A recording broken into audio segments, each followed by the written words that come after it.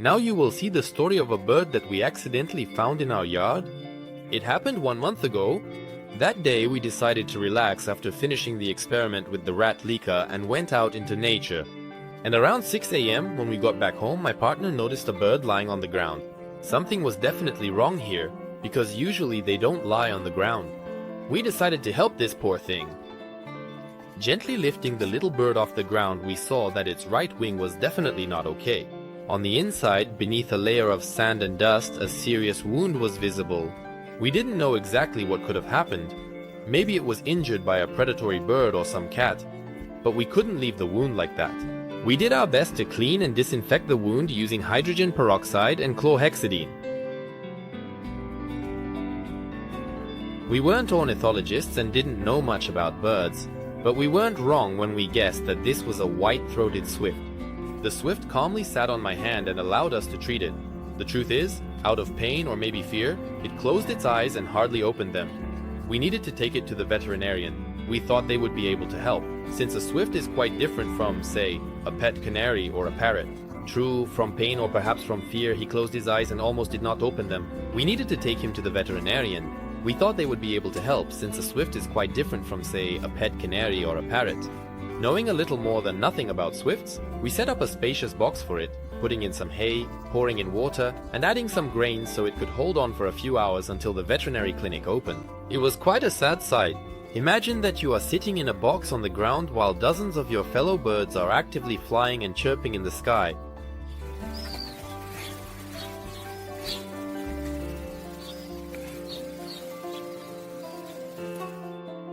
For the summer, we went to a very small town, almost a village. Here, even horses just walk down the road. And there's only one airport for the whole city. The veterinarians there said they wouldn't treat the swift. I asked them to at least take a look at his wing.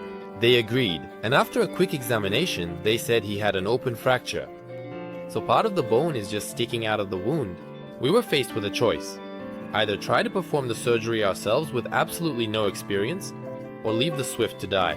We were lucky that there are many articles on this topic online. Swifts with various injuries are often found on the ground, and we managed to find instructions on how to save a swift with an open fracture.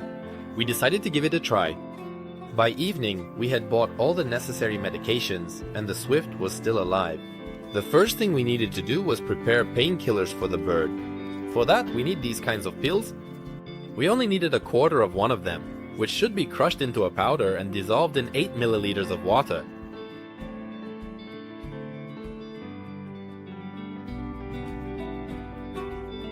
Next, we took the swift out of the box and gently wrapped it in a towel so it wouldn't struggle. He only needed to be given 2 drops. He definitely wouldn't drink from the syringe himself, so we carefully opened his beak using some feathers and gave him the pain relief. He calmly swallowed both drops.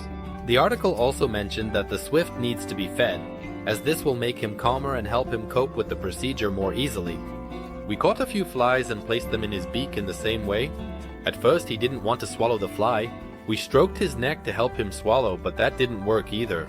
So it was decided to drop a little water into his mouth. After that he swallowed that fly and a few more. Half an hour had passed since the pain relief was given, and it definitely took effect. The swift stopped moving so actively, and we began the procedure. After sanitizing our hands with alcohol, we started cleaning the wound. By the way, it was a big mistake to line the box with hay. The small straw pieces stuck to the feathers in the wound, and we spent quite a while trying to get them out. Hydrogen peroxide is the best for soaking a wound with blood. It hisses upon contact with blood and helps to clean the wound. But you shouldn't get too carried away with it either. After all, it is quite aggressive and quickly dries out and kills living tissue.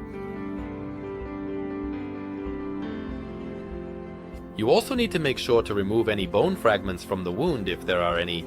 In our case, unfortunately, there was a piece sticking out of the wound. It was brown, which meant that part of the bone was already dead. If we hadn't removed the fragment from there, terrible processes would surely have started in the wing, which would have guaranteed the bird's death. In the case of a fracture, to keep the ends of the bone from moving and to help them heal together faster, people and animals are given a cast or a splint. In the case of the swift, a small cardboard splint is most often used and secured with fabric-based adhesive tape. It sticks well to the feathers, but you can't just secure the wing haphazardly. Our Swift had a clearly abnormal shape, as if it were dislocated.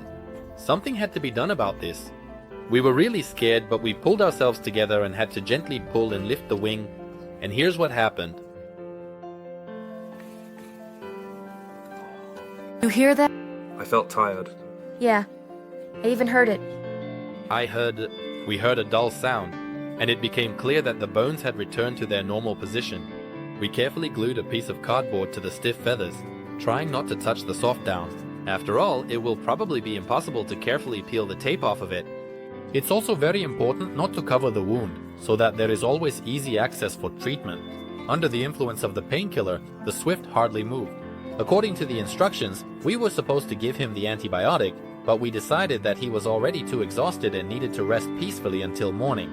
But we still applied Levomycol ointment to the wound, which also contains an antibiotic in its composition.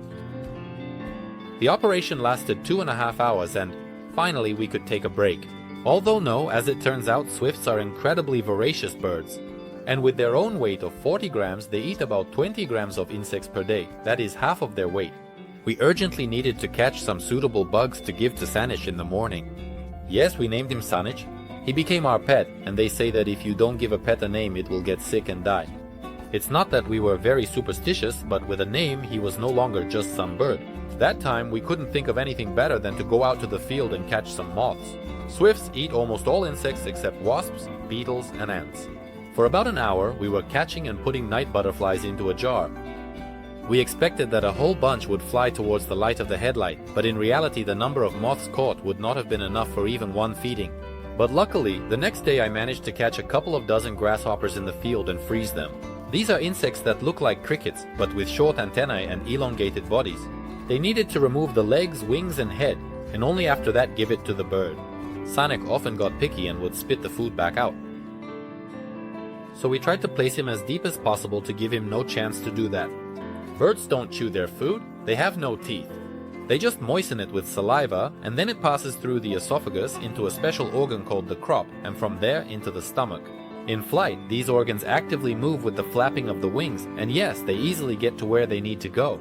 But in our case, we were constantly stroking Sanich's neck and helping him push the food down.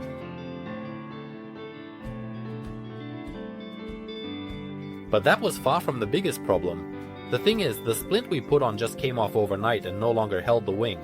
We needed to do something more reliable. And a frame made of copper wire was devised, which was supposed to rest against the Swift's armpit and stabilize the broken bone while keeping the wound open. We glued it as best as we could with adhesive tape to the underside of the wing, and for added security, a small strip of thick cardboard was glued to the top. We treated the wound once again and gave Sanich an antibiotic. These are Kyprolet eye drops. The antibiotic is needed to suppress the pathogenic bacteria that got into the wound and not let them breed. We gave him the antibiotic 3 times a day, 2 drops each time. We were also very doubtful about its effectiveness, but we still gave him the homeopathic remedy, Traumatine, 1 drop once a day. It was supposed to help with the formation of the callus and help the bones heal faster. We really wanted Sanich to be able to fly again. This is a Swift, the very bird that just lives in the sky. They can't swim or walk. What's there to walk for? They can't even stand on a flat surface. The air is their home. According to some sources, a Swift can stay in flight continuously for 9 months, while others say up to 4 years. During all this time, he sleeps, eats, and even mates while in flight. Of course, in order to build a nest and lay eggs, female Swifts need to sit on some wall or under a roof. A young Swift flies about 500,000 kilometers before landing for the first time. Imagine Sanich, who spent his life in the sky, now on the ground. The likely cause of his injury was power lines. He spent his whole life in the sky and now found himself on the ground. By the way, the likely cause of such an injury was the power lines. Swifts often don't notice them at high speeds and end up breaking their wings, and they can reach speeds of up to 180 km/h, which is the best performance for horizontal flight among birds. The next day arrived. Sanich was alive and well, and for breakfast, he had some grasshoppers, and this huge grasshopper that I caught at night in the field while looking for sleeping grasshoppers. But even before Sanich had his first bite of breakfast, it became clear that the wire frame we made was too heavy and just peeled off the bandage. We were really upset, but we needed to fix everything quickly, so we came up with an almost perfect design. The fracture was almost at the armpit, so it was very difficult to securely fix the wing. 2 hairpins and some copper wire came to the rescue. It turned out to be something like a clip, where the ends of the hairpins needed to be slightly squeezed together and wrapped with a bandage. That moment was quite tense, and we couldn't capture it on camera, but I managed to create a primitive 3D animation to show you how it works. I'm so glad I learned this in time. Nothing is more valuable than knowledge, my friends. This exoskeleton held up great, even without being glued to the feathers. It stabilized the broken bone and kept the wound open, so that it could be treated with chlorhexidine and hydrogen peroxide every few hours, as well as have a healing ointment applied to it. After making sure that the hairpins weren't pinching Sanich's wing, we fed him, treated his wound, and gently laid him down to sleep. But we weren't in the mood for sleep. Sanich needed to find food. A few flies and grasshoppers aren't enough food. We needed something more substantial. Ideally, we thought we should catch a bunch of those big grasshoppers. We headed out to the field. And there luck was waiting for us. These crickets were chirping so loudly that they could be heard from the car while driving a couple of dozen meters away. These insects sit on tall plants like nettles and often on small trees. We just followed the sound, and that night we caught 6 or 7 of those crickets. At first glance, this is a lot, but before feeding them to the bird, you must remove the spiny legs, head, and wings. In the end, there was very little left, and Sanich ate it all in one feeding. For the next 3 days, Sanich ate the grasshoppers we caught with gusto, and we went hunting every night. And over time, we learned to catch at least 30 insects in the hour we spent walking through the field.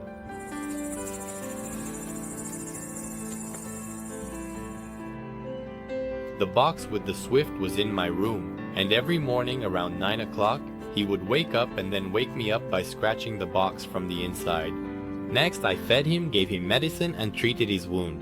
But one morning at 9 o'clock, I realized that I had woken up by myself. I couldn't hear Sanich like usual. I carefully opened the box and Sanich was dead. I felt sad and frustrated because he seemed better for days.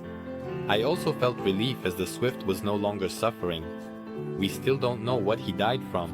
And at that moment I felt relief because the Swift was no longer suffering. We still don't know exactly what he died from. Perhaps despite the antibiotics and wound treatment, he still developed a blood infection. Or, as often happens with Swifts, he might have sustained a head injury during his fall from the sky. The fact that he spent most of his time with his eyes closed pointed exactly to that. Experts guaranteed that after his open fracture, Astrish would never be able to return to the sky, especially by mid-September when the last of them migrate south. Despite this, we hoped that he would be able to live out his life with us on Earth. Well, that's exactly what happened. Sanich lived with us for 7 days, and most likely, if we hadn't picked him up, he would have died that same day. We are not veterinarians or ornithologists, but we at least tried to save him. If you ever see a Swift on the ground, take it to a good specialist. Thank you so much if you watched until this point. If you want, you can send this video to your friends. That would really support us. And of course, give us a thumbs up and make sure you're subscribed to the channel, and then there will be even more videos like this.